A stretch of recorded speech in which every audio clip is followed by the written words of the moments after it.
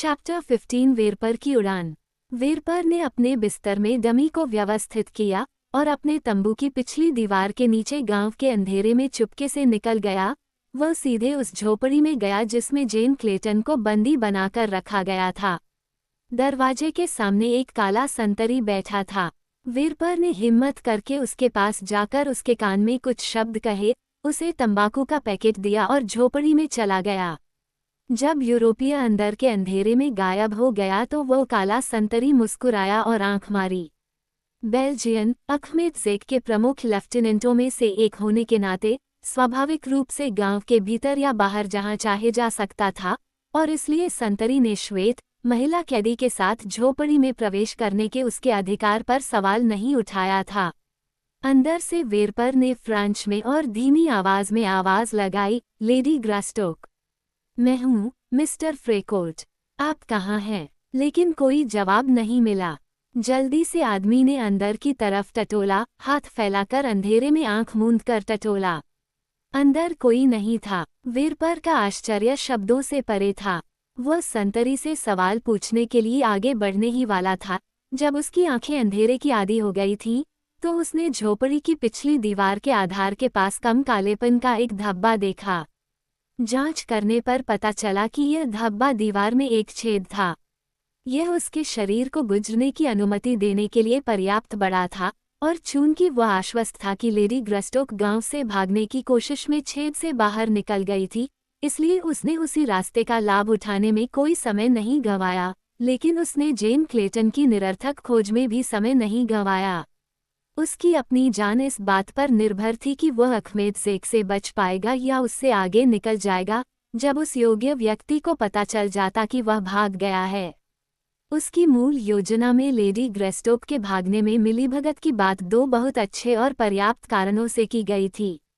पहला ये कि उसे बचाकर वह अंग्रेजों का आभार जीत लेगा और इस तरह उसके प्रत्यर्पण की संभावना कम हो जाएगी अगर उसकी पहचान और उसके वरिष्ठ अधिकारी के खिलाफ उसके अपराध का आरोप उसके खिलाफ लगाया जाता है।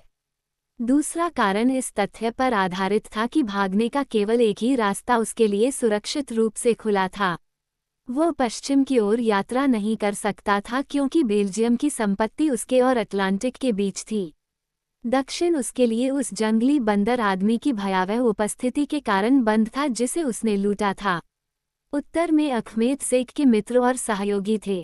केवल पूर्व की ओर ब्रिटिश पूर्वी अफ्रीका के माध्यम से स्वतंत्रता का उचित आश्वासन था। एक अंग्रेज महिला के साथ जिसे उसने एक भयावह भाग्य से बचाया था तथा जिसने उसकी पहचान एक फ्रांसीसी व्यक्ति जिसका नाम फ्रेकोल्ट था के रूप में प्रमाणित की थी, उसने और बिना किसी कारण के उस क्षण से ही अंग्रेजों की सक्रिय सहायता की आशा की थी जब वह उनकी पहली चौकी के संपर्क में आया था। लेकिन अब जब लेडी ग्रेस्टोक गायब हो गई थी, हालांकि वह अभी भी उम्मीद के लिए पूर्व की ओर देख रहा था, उसकी संभावनाएं कम हो गई थीं और एक और सहायक योजना पूरी तरह से धराशायी हो गई थी। जिस क्षण से उसने पहली बार जेन क्लेटन को देखा था, उसने अपने सीने में अंग्रेज सरदार की खूबसूरत अमेरिकी पत्नी के लिए एक गुप्त जुनून पाल रखा था, और जब अखमेद के रत्नों की खोज ने उसे भागने के लिए मजबूर कर दिया, तो बेल्जियम के इस व्यक्ति ने अपनी योजना में एक ऐसे भविष्य का सपना देखा था जिसमें वह लेडी ग्रास्टोक को यह विश्वास दिला सकता था कि उसका पति मर चुका है और उसकी कृतज्ञता का फायदा उठाकर उसे अपने लिए जीत सकता था। गांव के उस हिस्से में जो फाटक से सबसे दूर था, वेरपर ने पाया कि 2 या 3 लंबे डंडे जो पास के एक ढेर से जिन्हें झोपड़ियों के निर्माण के लिए एकत्र किया गया था, खंभे के ऊपर टिका दिए गए थे, जिससे बच निकलने का एक जोखिम भरा यद्यपि असंभव नहीं रास्ता बन गया था। उसने सही अनुमान लगाया कि इस तरह लेडी ग्रेस्टोक ने दीवार पर चढ़ने का रास्ता खोज लिया था और उसने उसके पीछे चलने में एक पल भी नहीं गंवाया। जंगल में पहुंचकर उसने सीधे पूर्व की ओर कूच कर दिया। उससे कुछ मील दक्षिण की ओर जेन क्लेटन एक पेड़ की शाखाओं के बीच हौनफती हुई लेटी थी, जिसमें उसने एक घूमती हुई भूखी शेरनी से बचने के लिए शरण ली थी। गांव से भागना उसके अनुमान से कहीं ज्यादा आसान था। जिस चाकू से उसने झोपड़ी की झाड़ियों वाली दीवार को काटकर आजादी पाई थी, वह उसे जेल की दीवार में चिपका हुआ मिला था, जो शायद किसी पूर्व किराएदार के घर खाली करने के बाद गलती से वहां छूट गया था। गांव के पीछे के हिस्से को पार करने में हमेशा घनी छाया में रहते हुए कुछ ही क्षण लगे और सौभाग्य से बाढ़ के पास पड़ी झोपड़ी की लकड़ियों के मिलने से ऊंची दीवार को पार करने की समस्या हल हो गई। 1 घंटे तक वह दक्षिण की ओर पुराने शिकार के रास्ते पर चलती रही, जब तक कि उसे अपने पीछे एक शिकारी जानवर की चुपके से आती आवाज सुनाई नहीं दी। सबसे नजदीकी पेड़ ने उसे तुरंत शरण दे दी, क्योंकि वह जंगल के तौर तरीकों से इतनी समझदार थी कि उसे पता चलने के बाद कि उसका शिकार किया जा रहा है, वह एक पल के लिए भी अपनी सुरक्षा को जोखिम में नहीं डालना चाहती थी। वीरपर ने बेहतर सफलता के साथ धीरे धीरे आगे बढ़ते हुए भोर तक यात्रा की। जब उसे निराशा हुई, उसने अपने पीछे एक घुड़सवार अरब को पाया। यह अखमेद शेख के अनुचरों में से एक था, जिनमें से कई जंगल में सभी दिशाओं में बिखरे हुए थे, भगोड़े बेल्जियम की तलाश में। जेन क्लेटन के भागने का पता तब तक नहीं चला था जब अखमेद शेख और उसके खोजकर्ता वीरपर की तलाशी लेने के लिए निकल पड़े। एकमात्र व्यक्ति जिसने बेल्जियम को उसके टेंट से निकलने के बाद देखा था, वह लेडी ग्रास्टोक की जेल की झोपड़ी के द्वार के सामने खड़ा काला संतरी था, और वह उस व्यक्ति के मृत शरीर की खोज से चुप हो गया था जिसने उसे राहत दी थी, वह संतरी जिसे मुगाम्बी ने भेजा था। रिश्वत लेने वाले ने स्वाभाविक रूप से अनुमान लगाया कि वीरपर ने उसके साथी को मार डाला है और यह स्वीकार करने की हिम्मत नहीं की कि उसने उसे झोपड़ी में घुसने की अनुमति दी थी, क्योंकि उसे डर था कि अखमेद शेख क्रोधित हो जाएगा। इसलिए जब संयोग से उसे पता चला कि वीरपर ने उसे चकमा दे दिया है, तो संतरी के शव को खोजने वाला वह व्यक्ति वही था। जब अखमेद शेख को पता चला कि वीरपर ने उसे चकमा दे दिया है, तो चालाक अश्वेत ने शव को घसीटकर पास के एक तंबू के अंदर ले गया और खुद झोपड़ी के द्वार के सामने अपना स्थान फिर से प्राप्त कर लिया, जिसमें उसे अभी भी महिला के होने का विश्वास था। अरब को अपने पीछे पाकर बेल्जियम का ये व्यक्ति एक पत्तेदार झाड़ी के पत्ते में छिप गया। यहाँ पगडंडी काफी दूर तक सीधी चली गई और छायादार जंगल के गलियारे से नीचे, पेड़ों की बड़ी शाखाओं के नीचे पीछा करने वाले की सफेद पोशाक वाली आकृति सवार थी। वह और करीब आ गया। वीरपर अपने छिपने के स्थान की पत्तियों के पीछे जमीन के करीब बैठ गया। पगडंडी के उस पार एक बेल हिल रही थी। वीरपर की नज़र तुरंत उस जगह पर टिक गई। जंगल की गहराई में पत्तियों को हिलाने के लिए हवा नहीं थी। फिर से बेल हिल गई। बेल्जियम के दिमाग में केवल एक भयावह और दुष्ट शक्ति की उपस्थिति ही इस घटना का कारण हो सकती थी। आदमी की आंखें लगातार पगडंडी के दूसरी तरफ पत्तों के जाल में घुसी जा रही थीं। धीरे धीरे उनके पीछे एक आकृति आकार लेती जा रही थी, एक भूरे रंग की आकृति, भयावह और भयानक, जिसकी पीली हरी आंखें संकरी पगडंडी के पार सीधे उसकी आंखों में डरावनी तरह से घूर रही थीं। वीरपर डर के मारे चीख सकता था, लेकिन पगडंडी पर एक और मौत का दूत आ रहा था, जो उतना ही निश्चित और उतना ही भयानक था।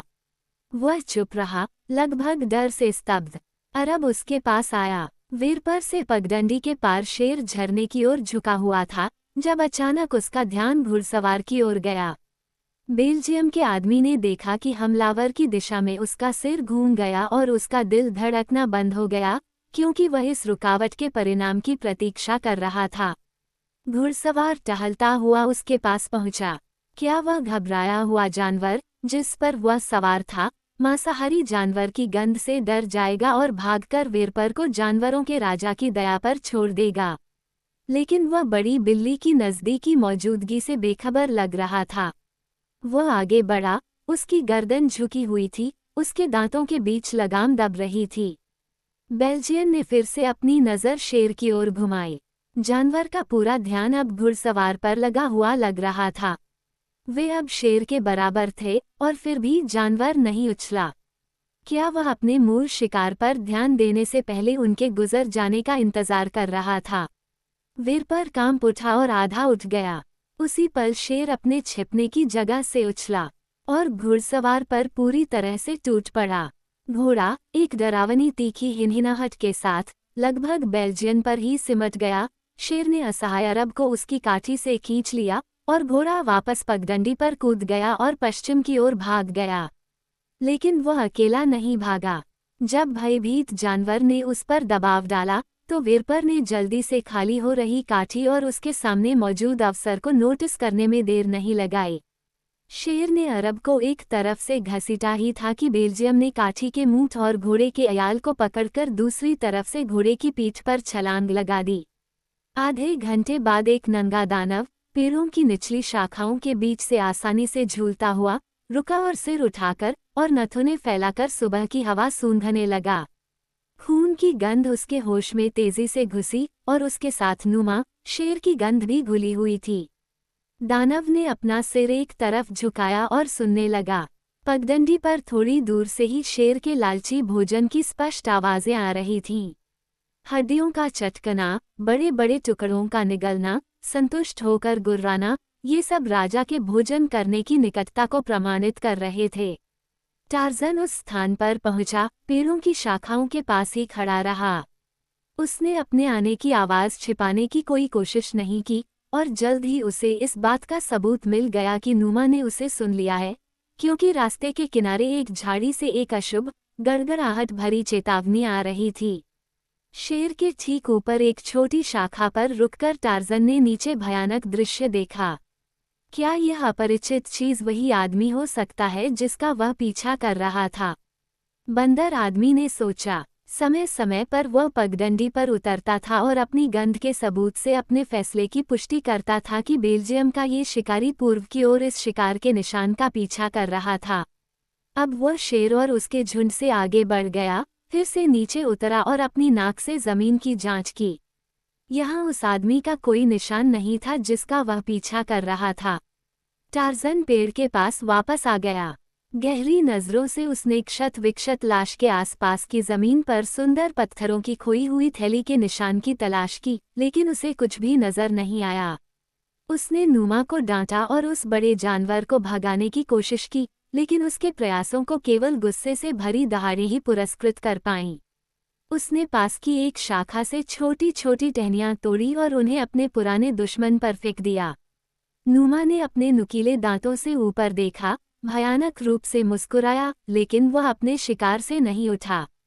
फिर टार्ज़न ने अपने धनुष पर एक तीर लगाया और पतली छड़ को पीछे की ओर खींचकर उस कठोर लकड़ी की पूरी ताकत से तीर चलाया जिसे सिर्फ वही मोड़ सकता था। जैसे ही तीर उसके बाजू में गहराई तक धंस गया, नुमा गुस्से और दर्द से भरी दहाड़ के साथ अपने पैरों पर कूद पड़ा। वह मुस्कराते हुए बंदर आदमी पर व्यर्थ ही कूद पड़ा, छड़ के उभरे हुए सिरे को चीरता हुआ और फिर पगडंडी पर उछलता हुआ अपने उत्पीड़क के नीचे आगे पीछे घूमने लगा। फिर से टार्ज़न ने एक तेज तीर छोड़ा। इस बार मिसाइल सावधानी से निशाना साधते हुए शेर की रीढ़ में जा लगी। विशाल प्राणी अपनी जगह पर रुक गया और अपने चेहरे पर अजीब तरह से आगे की ओर झुक गया, लकवाग्रस्त हो गया। टार्ज़न ने पगडंडी पर छलांग लगा दी, तेजी से जानवर की ओर दौड़ा और अपने भाले को उस क्रूर हृदय में गहराई तक घुसा दिया।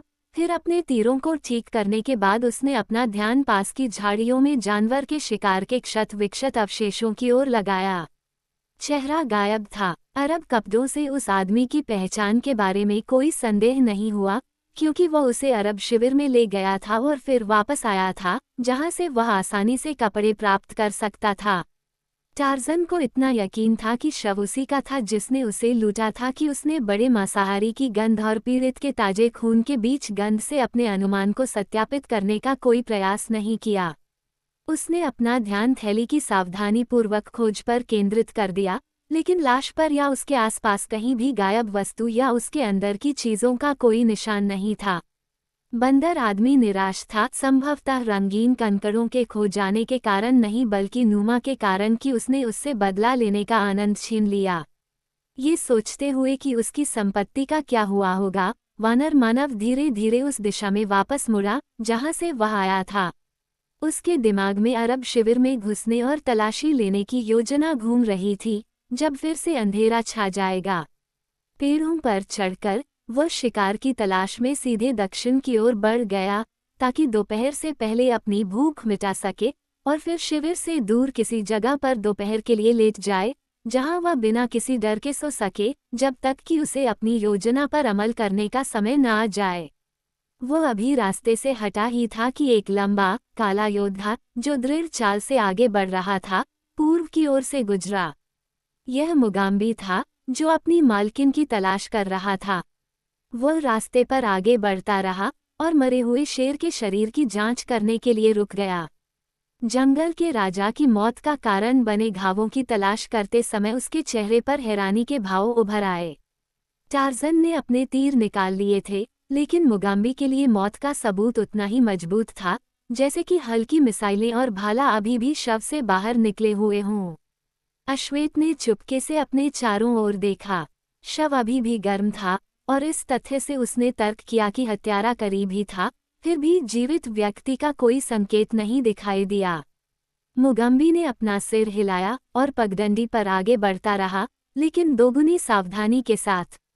वह पूरे दिन यात्रा करता रहा, कभी कभी रुककर ऊंची आवाज में एक शब्द, लेडी, पुकारता, इस उम्मीद में कि शायद वह सुन लेगी और जवाब देगी, लेकिन अंत में उसकी निष्ठावान भक्ति ने उसे विनाश की ओर धकेल दिया। कई महीनों से, पूर्वोत्तर से, अब्दुल मोराक, एबिसिनियन सैनिकों की एक टुकड़ी की कमान संभालते हुए, अरब हमलावर, अहमद शेख की लगातार तलाश कर रहा था, जिसने 6 महीने पहले, मेनोलिक के क्षेत्र की सीमाओं के भीतर एक गुलाम छापा मारकर अब्दुल मोराक के सम्राट की महिमा को ठेस पहुंचाई थी।